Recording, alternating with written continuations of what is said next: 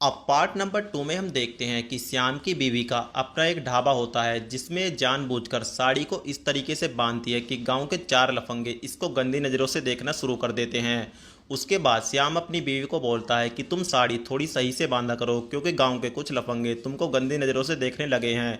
इस पर श्याम की बीवी को गुस्सा आ जाता है और ये अपने पति को बोलती है कि इससे तुम्हें क्या, ये मेरी लाइफ है, मैं जैसे जीऊँ।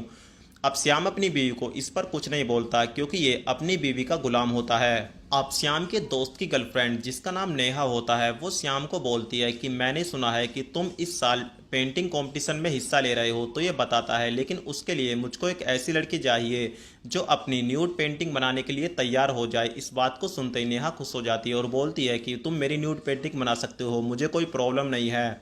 अब दोस्तों श्याम की टेंशन खत्म हो जाती है। अब जैसे इस बारे में इसकी भाभी को पता चलता है कि वो उसको छोड़कर नेहा की न्यूड पेंटिंग बनाने वाला है, इसकी भाभी गुस्से से आग बबूला हो जाती है और उसके बाद ये नेहा और श्याम का चोरी से वीडियो बना लेती है और इसकी घरवाली को दिखा देती है। अब उसके बाद श्याम की बीवी अपने पति और नेहा को एक साथ बिस्तर पर देख लेती है और इनको एक साथ बिस्तर पर देखकर गुस्से से आग बबूला हो जाती है और अपने पति को बोलती है कि तुम घर चलो, तुम्हें तो मैं अब बताऊंगी। उसके बाद इसका पति पहले से गुलाम होता है और श्याम दोस्तों कांपने लगता है। दरअसल श्याम ऐसा लड़का नहीं होता कि वो अपनी बीवी को धोखा दे। दरअसल उसके सामने एक कंडीशन होती है। नेहा उसको बोलती है कि अगर तुम मेरी न्यूड पेंटिंग बनाना चाहते हो तो उसके लिए तुम्हें मेरे साथ एक रात बिस्तर पर भी सोना होगा। तो श्याम को क्योंकि कामयाबी हासिल करनी है तो वो इसकी ये कंडीशन मान लेता है। उसके बाद हम देखते हैं कि अचानक से जो इसने नेहा की न्यूड पेंटिंग बनाई थी वो कमरे से गायब हो जाती है और इस पर ये काफ़ी टेंशन में आ जाता है। आखिर वो पेंटिंग किसने चुराई है, जानने के लिए आप लोग इस वेब सीरीज को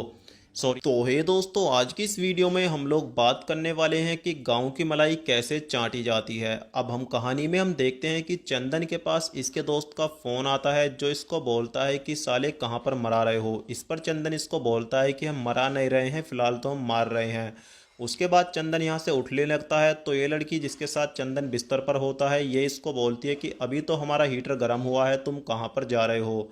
तो ये इसको बोलता है कि मैडम ऐसी बात है, ये हमारा शरीर है, कोई मशीन नहीं कि 24 घंटे घपाघप करता रहेगा। अब चंदन अपने दोस्त को बोलता है कि यार तुम हमको एक बात बताओ, जब भी हम किसी लड़की के साथ बिस्तर पर होते हैं तो तुम्हारे पिछवाड़े में इतनी आग क्यों लगती है। तो ये इसको बोलता है कि गांव की कोई भी लड़की, औरत और बहू ऐसी नहीं है जिसको तुमने ना पेला हो। अब हमको एक बात बताओ, तुम्हारी ये रासलीला कब खत्म होगी। तो चंदन हंसते हुए बोलता है जब तक हम जिंदा हैं मजे लेते ही रहेंगे, इसीलिए तो हमारा नाम चंदन है। आप गांव में एक नई चमेली के दर्शन होते हैं जो चंदन को बोलती है कि हमने तुम्हारा नाम बहुत सुना है। तो ये लड़का मुस्कुराते हुए बोलता है कि अरे मैडम, अभी तो तुमने हमारा नाम ही सुना है, जिस दिन तुम हमारा काम देख लोगी तो तुम भी इस चंदन की फैन हो जाओगी, इसलिए तो हमारा नाम चंदन है। तो ये लड़की इसको बोलती है कि हम जानते हैं कि तुम्हारा नाम चंदन क्यों है। इस दुनिया में जिस दिन 100 हरामखोर और 50 नामर्द बच्चों ने जन्म लिया था तुम भी उन्हीं में से एक थे। इस बात को सुनकर चंदन को थोड़ा झटका लगता है और ये अपने मन में सोचता है कि ये तो साली मेरी टक्कर वाली होगी।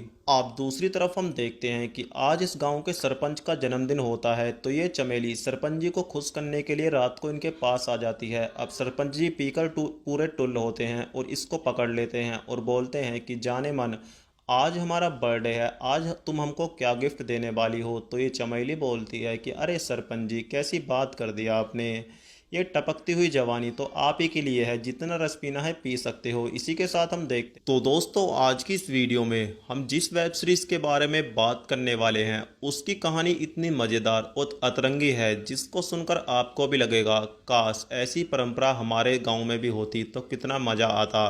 दोस्तों, इस वेब सीरीज का नाम है नगर वधू। अब नगर वधू जैसा इस वेब सीरीज का नाम है ऐसा ही आपको इसके अंदर काम भी देखने को मिलेगा। तो चलिए अब कहानी की शुरुआत कर लेते हैं। तो दोस्तों, इस वेब सीरीज की कहानी में हमको एक ऐसा गांव देखने को मिलता है जिसमें हर महीने एक कंपटीशन होता है जिसमें गांव की काफ़ी कुंवारी लड़कियां भाग लेती हैं।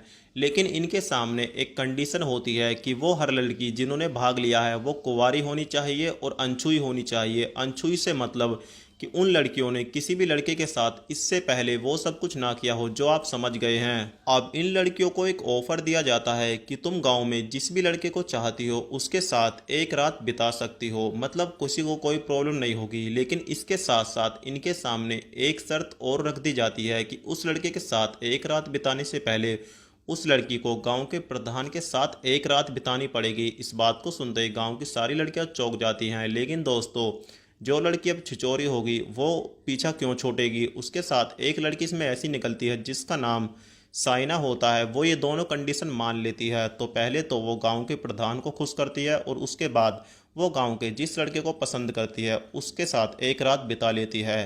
ये कितनी अजीब सी परंपरा है, लेकिन सुनकर काफ़ी मज़ा आया। पता नहीं ये लोग ऐसी ऐसी कहानियाँ कहाँ से ढूंढ कर लाते हैं। लेकिन जो भी बात है दोस्तों, मनोरंजन तो होता ही है। इसी के साथ हम देखते हैं कि वेब सीरीज़ का जो ट्रेलर है वहीं पर समाप्त होता है। कंप्लीट वेब सीरीज जानने के लिए चैनल को सब्सक्राइब करें। तो हे गाइस, आज की इस वीडियो में हम लोग बात करने वाले हैं लैंडलॉर्ड लेले वेब सीरीज के बारे में। तो कहानी काफ़ी अतरंगी है, आपको सुनकर काफ़ी मज़ा आएगा। तो कहानी में हम देखते हैं कि रोजी कामना को बोलती है, तू एक बात बता, तेरे बॉयफ्रेंड का सामान रोकी जैसा नहीं है क्या जो इतनी चिचड़ी सी हो रही है। तो ये इसको बोलती है कि जिस दिन तेरा ब्रेकअप होगा तो तेरे रोकी के साथ मैं रोक करूंगी। अब रोकी रोजी से पूछता है कि तुम्हारे कमरे में कामना नहीं आती है क्या। इस बात को सुनकर रोजी इसको बोलती है कि तुम ना रोजी के लेने पे फोकस करो, कामना के बारे में सोचना बंद कर दो, नहीं तो ये रोजी तुम्हारा रोज रोज नहीं लेने वाली। अब इस मकान का मकान मालिक, जिसका नाम लेले होता है, जो काफ़ी हफ्सी और खड़ूस होता है, वो अपना रेंट लेने के लिए मकान में आ जाता है। तो रोजी इसको बोलती है कि तुम यहाँ पर क्या कर रहे हो। तो ये मुस्कुराकर बोलता है कि हम तुम्हारी लेने आए हैं। तो रोजी बोलती है क्या बदतमीजी कर रहे हो। तो ये इसको बोलता है कि मैं रेंट की बातें कर रहा हूँ। अब रॉकी अपनी गर्लफ्रेंड से पूछता है कि वैसे ये तुम्हारा मकान मालिक काफ़ी सीधा साधा दिखता है। तो ये बोलती है कि कुछ सीधा साधा नहीं है, एक नंबर का हरामखोर और हफ्सी आदमी है, जब भी आता है हम दोनों की लेकर ही जाता है।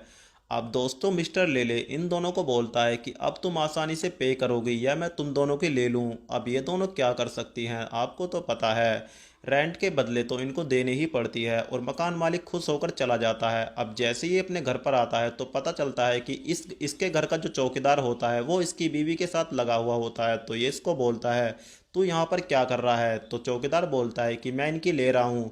तो लैंडलॉर्ड बोलता है कि लेने के लिए तो हम ही बहुत हैं, तू अपना काम कर, चल बाहर बैठ।